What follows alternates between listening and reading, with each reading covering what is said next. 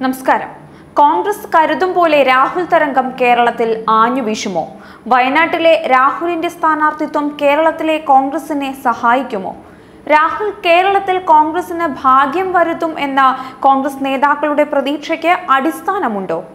ഇടതുശക്തി കേന്ദ്രമായ കേരളത്തിൽ സ്ഥാനാർത്ഥിയായി രാഹുൽ വഞ്ചന കാട്ടി എന്ന ഇടതു നിലപാട് ശരിയാണോ? രാഹുൽ പ്രധാനമന്ത്രി സ്ഥാനാർത്ഥിയായി നിലകൊള്ളുമ്പോൾ BJPയുടെ നിലപാട് എന്തായിരിക്കും? കേരളത്തിലെ ഇടതു വലതു മുന്നണികളും BJPയും ഒക്കെ ഒട്ടുവളരെ ചോദ്യങ്ങളാണ് രാഹുലിന്റെ വരവോടെ അഭിമുഖീകരിക്കുന്നത്. കോൺഗ്രസ് കരുതും പോലെ ഒരു കോൺഗ്രസ് തരംഗം രാഹുലിന്റെ പേരിൽ ആഞ്ഞു വീശില്ല എന്നു തന്നെയാണ് രാഷ്ട്രീയ നിരീക്ഷകരുടെ വിലയിരുത്തൽ. ശബരിമല മുഖ്യ പ്രശ്നമായി കരുതുന്നുവെങ്കിലും രാഹുലിന്റെ വരവോടെ BJPയുടെ നിലപാടുകളിൽ കൂടി പ്രകടമായ മാറ്റം വരും എന്നാണ് വിലയിരുത്തൽ. മുഖ്യശത്രു ഇടതുപക്ഷമാണെന്ന് കേരളത്തിലെ BJP കരുതുന്നുണ്ടെങ്കിലും കേന്ദ്ര BJP അങ്ങനെ കരുതണമെന്നില്ലെന്നാണ് സൂചന. കോൺഗ്രസിനെ എങ്ങനെയെങ്കിലും പരാജയപ്പെടുത്തുക എന്നതു മാത്രമാണ് കേന്ദ്ര BJPയുടെ ലക്ഷ്യം. ഇത് കേരളത്തിലും പ്രതിഫലിക്കും എന്നു തന്നെയാണ് രാഷ്ട്രീയ നിരീക്ഷകർ കരുതുന്നത്. കേരളത്തിൽ ലോക്സഭാ മത്സരം കടുത്തതാകും. CPMും കോൺഗ്രസും കേരളത്തിൽ നടത്തുന്നത് നിലനിൽപ്പിനു വേണ്ടിയുള്ള പോരാട്ടമാണ്. അതുകൊണ്ട് തന്നെ വിജയിക്കാൻ ഏതു രീതിയിലുള്ള നീക്കങ്ങളും BJP നടത്തും. രാഹുലിന്റെ വരവ് കോൺഗ്രസ് വോട്ട് കൂട്ടും, അത് തർക്കമില്ലാത്ത കാര്യമാണ്. പക്ഷേ ഫലം പ്രവചനാതീതമാകുമെന്നും പ്രമുഖ മാധ്യമ പ്രവർത്തകൻ K ഗോവിന്ദൻകുട്ടി മറുനാടനോട് പ്രതികരിച്ചു. മത്സരിക്കുന്നതിൽ ഞങ്ങൾക്ക് എതിർപ്പില്ല. പക്ഷെ രാജ്യത്ത് കഴിഞ്ഞ കുറെ മാസങ്ങൾ കൊണ്ട് രൂപപ്പെട്ട BJP വിരുദ്ധ ഫാസിസ്റ്റ് വിരുദ്ധ മനസ്സിനെ ഈ രാഹുൽ തളർത്തിക്കളഞ്ഞു. ഇന്ത്യയിലെ മുഖ്യ ശത്രുവാര് എന്ന ചോദ്യമാണിപ്പോൾ മുഴങ്ങുന്നത്.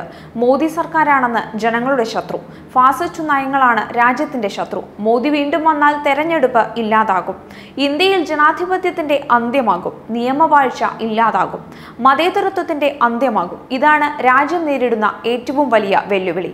ഈ വെല്ലുവിളി നേരിടാനാണ് എല്ലാ ഇടതു പാർട്ടികൾ കക്ഷികളും BJPക്കെതിരെ ഉറച്ചു നിൽക്കുന്നത്. എന്നാൽ രാഹുൽ ചെയ്തതോ?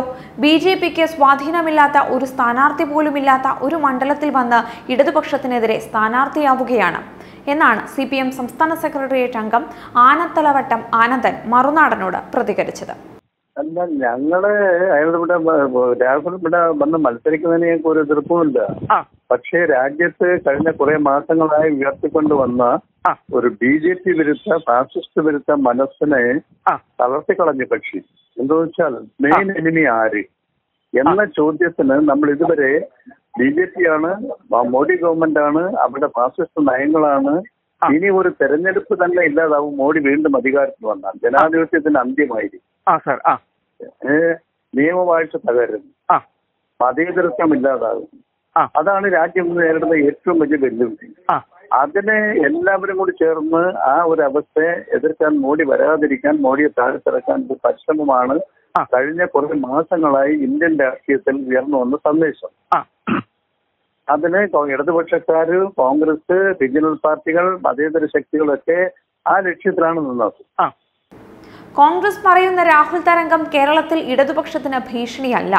LJD ദേശീയ ജനറൽ സെക്രട്ടറി വർഗീസ് മറുനാടനോട് പ്രതികരിച്ചു. കോൺഗ്രസിലെ ആഭ്യന്തര വൈരുദ്ധ്യങ്ങളാണ് രാഹുലിന്റെ സ്ഥാനാർത്ഥിത്വത്തിൽ പ്രതിഫലിച്ചത്. കേരളത്തിലെ കോൺഗ്രസിന്റെ ദുർബലാവസ്ഥയിൽ അത് മറികടക്കാനുള്ള വിഫല പരിശ്രമമാണ് AICC അധ്യക്ഷൻ കൊണ്ടുവന്നതിലൂടെ വന്നിരിക്കുന്നു. എന്നാൽ അതുമൂലം ഇടതുപക്ഷ ജനാധിപത്യ മുന്നണിയുടെ വോട്ട് ബാങ്കിൽ ഒരു വിള്ളലും ഉണ്ടാകാൻ പോകുന്നില്ല.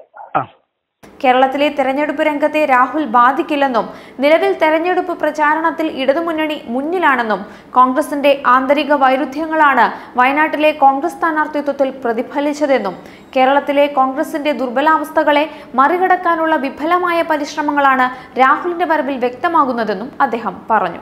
ഇടതുമുന്നണിയുടെ വോട്ട് ബാങ്കിനെ പിളർത്താൻ ഇത് പര്യാപ്തമല്ല. കഴിഞ്ഞ നിയമസഭാ തെരഞ്ഞെടുപ്പിൽ ഇടതുമുന്നണിക്ക് 45% വോട്ട് ലഭിച്ചു. 4 പുതിയ പാർട്ടികളാണ് ഇടതുമുന്നണിയിലേക്ക് ഇപ്പോൾ കടന്നു വന്നത്. ഇതോടെ ഇടതുമുന്നണിയുടെ വോട്ട് ബാങ്ക് 49%.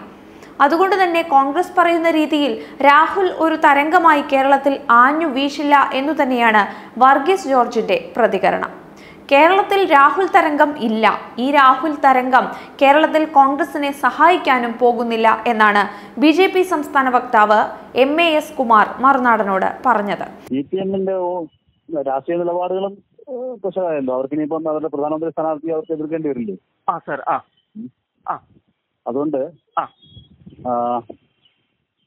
അത് അവരുടെ പരാജയമായിരിക്കും. ഞങ്ങളെ സംബന്ധിച്ചൊന്നുമില്ല. കാരണം ഇന്ത്യയിൽ എല്ലായിടത്തും ഞങ്ങൾ കോൺഗ്രസ് മത്സരിച്ചുകൊണ്ടിരിക്കുന്നു.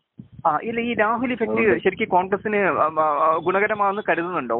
അല്ല, കേരളത്തെ സംബന്ധിച്ച് ഒരു പുതിയ അനുഭവമാണ്. രാഹുൽ മത്സരിച്ചാൽ ഗുണകരമാണെങ്കിൽ UP-യിൽ എല്ലായിടത്തും കോൺഗ്രസ് ജയിക്കണ്ടേ? പക്ഷെ കേരളത്തിലെ സാഹചര്യം വ്യത്യസ്തമാണല്ലോ. കേരളത്തിലെ കോൺഗ്രസിന് ഇതുകൊണ്ട് 1-2 ഗുണങ്ങളുണ്ട്. അവരുടെ ഗ്രൂപ്പ് വഴക്കില്ലാതെ അവർക്ക് ഒരു തെരഞ്ഞെടുപ്പിനെ നേരിടാൻ സാധിക്കുന്നു എന്നുള്ളത് ചെറിയ കാര്യമാണ്. രാഹുലിന്റെ വരവ് ഇടതുപക്ഷത്തിനെയാണ് ബുദ്ധിമുട്ടിലാക്കിയിരിക്കുന്നത്. ഇടതുപക്ഷത്തിന്റെ പ്രധാനമന്ത്രി സ്ഥാനാർത്ഥിയെ കോൺഗ്രസ് വയനാട്ടിൽ എതിർക്കുന്നു. ഇത് CPM-ന് നിഷേധിക്കാൻ സാധിക്കുമോ? കുമാർ ചോദിക്കുന്നു. ഇന്ത്യയിൽ പലയിടത്തും മാഹിയിൽ വരെ ഇടതു പാർട്ടികളും കോൺഗ്രസും ഒരുമിച്ചാണ് മത്സരിക്കുന്നത്. രാഹുലിനെ വയനാട്ടിൽ എതിർക്കുന്ന കാര്യത്തിൽ ഇതുകൊണ്ട് തന്നെ CPM-ന് സ്വയം വിശദീകരിക്കേണ്ടി വരുമെന്നും ഇന്ത്യയിൽ BJP പൊതുവെ കോൺഗ്രസിനെതിരെയാണ് മത്സരിക്കുന്നതെന്നും അതുകൊണ്ട് തന്നെ വയനാട് രാഹുൽ മത്സരിച്ചാലും BJP-ക്ക് ഒരു പ്രശ്നമായി മാറുന്നില്ല എന്നു തന്നെയാണ് കുമാറിന്റെ പ്രതികരണം. കോൺഗ്രസിൽ ഗ്രൂപ്പ് വഴക്കില്ലാതെ കോൺഗ്രസിനെ മത്സരിക്കാൻ പര്യാപ്തമാക്കുന്നു എന്നതു മാത്രമാണ് രാഹുലിന്റെ വരവിൽ കോൺഗ്രസിനുണ്ടാകുന്ന നേട്ടം. ന്യൂനപക്ഷ വോട്ട് ബാങ്കുകൾ രാഹുലിന്റെ വരവിൽ കോൺഗ്രസിന് അനുകൂലമായേക്കും. പക്ഷേ രാഹുൽ തരംഗം കേരളത്തിലില്ല, UP-യിലുമില്ല. എങ്കിൽ മത്സരിക്കുന്ന സീറ്റിൽ ഉൾപ്പെടെ UP-യിൽ കോൺഗ്രസ് ജയിച്ചു കയറണ്ടേ എന്നാണ് അദ്ദേഹത്തിന്റെ ചോദ്യം.